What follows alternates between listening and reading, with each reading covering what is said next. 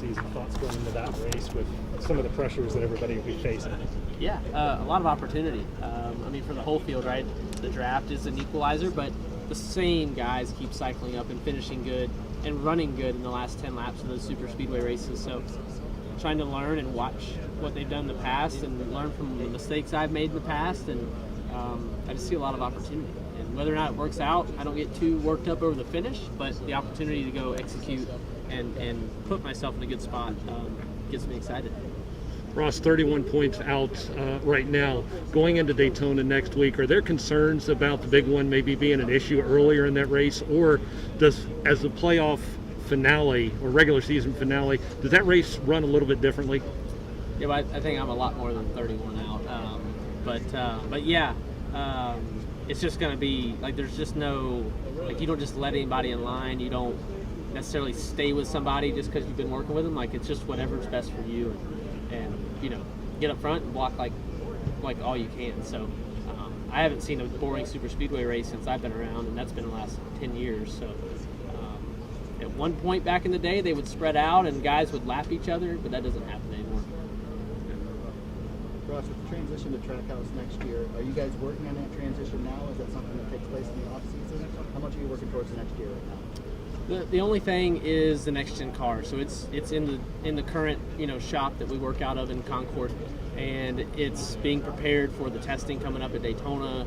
I think there's 3 or 4 tests at Charlotte Oval, Roval, and maybe Phoenix, and that one car is being prepared to do all that. So we're just getting the seat fit in it now. We've got a group that are kind of assigned to that, and that's all they're working on.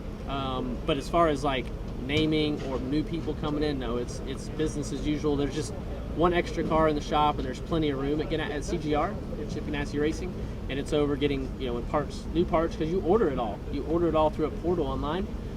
When Mr. Jody gets it ordered in and it delivers, they bolt it together, and then I come look at it, and we're getting ready for the testing.